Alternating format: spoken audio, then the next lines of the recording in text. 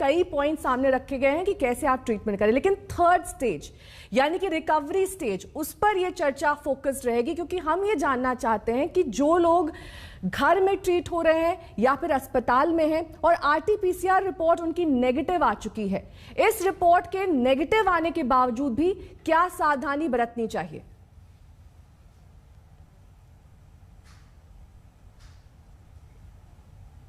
Doctor Ajay ji, आपसे मेरा सवाल है। Sure, can you hear? जी हाँ, देखिए, पहला चीज हमें ये समझना है, this is different from the routine virus, जिसमें कि पहले इतनी इन्फ्लेमेशन वगैरह नहीं होती थी। लेकिन अब जो ये नया स्ट्रेन वायरस का है, it is affecting A severe, जिसको हम कहते हैं इन्फ्लेमेटरी स्टॉर्म, जिसकी वजह से हार्ट अफेक्ट होता है, and it is very well known that it affects heart. Now let me divide this talk into two categories. One is those जिनकी की हार्ट की अंडरलाइंग प्रॉब्लम है। जिन पेशेंट्स को ऑलरेडी हार्ट की अंडरलाइंग प्रॉब्लम है, आपको ये समझना चाहिए कि वो स्ट्रेस को बहुत ज्यादा टॉलरेट नहीं कर सकते हैं। देखिए, हम ये टीवी पे बहुत बार देखते हैं कि यू शुड नॉट वरी, अगर आपकी ऑक्सीजन सैचुरेशन कम हो रही है, hold on for some time, but not for patients who have underlying heart problem. क्योंकि इन लोगों को अगर इनकी ऑक्सीजन सैचुरेशन एक क्रिटिकल लेवल से कम हो जाती है, they can't tolerate and patient goes into, जिसको हम एरिथमिया बोलते हैं, सडनली हार्ट इरेगुलर हो जाता है, इनको हार्ट अटैक आ जाता है। दूसरा एक चीज है, सिम्टम्स आर वेरी इंपॉर्टेंट।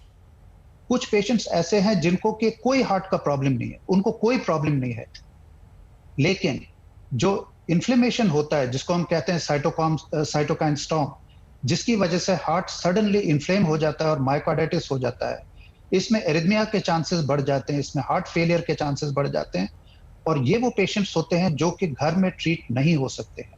अगर मैं ये कहूंगा कि लोगों को बहुत केयरफुल रहना है उन पेशेंट्स, देखिए, अगर किसी को लंग का प्रॉब्लम है या डायबिटीज है, ये they can withstand problems for quite some time, low oxygen levels. लेकिन जिन लोगों को हार्ट का ऑलरेडी अंडरलाइंग प्रॉब्लम है या उनको कुछ सिम्टम्स होते हैं, जैसे बार बार उनको लग रहा है कि हार्ट रेट फास्ट हो रही है, या उनको लग रहा है कि जैसे वो बैठे हैं और खड़े हो रहे हैं, इसको हम कहते हैं पोस्चरल हाइपोटेंशन, जो कि एक पॉट करके एक डिजीज होती है, postural hypotension caused by tachycardia syndrome. In patients को अगर चक्कर आ रहा है, चेस्ट में पेन हो रहा है, they should immediately go and seek, immediately hospitals के तरफ जाना चाहिए। क्योंकि आजकल प्रॉब्लम ये है, आप ये बोल सकते हैं कि अपने घर में इलाज करवाइए, लेकिन जब आप हॉस्पिटल्स जाना चाहें और आप बेड देखना चाहें या ऑक्सीजन लेना चाहें, वो तो मिलता नहीं है। So this is a very serious problem. हमें इसको कैसे टैकल करना चाहिए, ये देखना बहुत जरूरी है।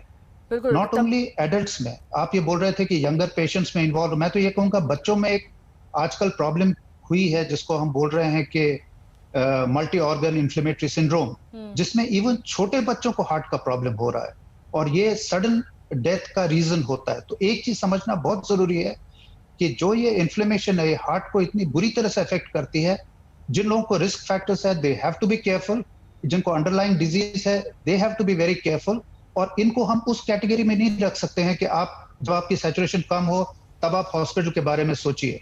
इनको पहले से ही डॉक्टर्स को कांटेक्ट करके रखना है कि अगर इमरजेंसी आए, they at least get some treatment.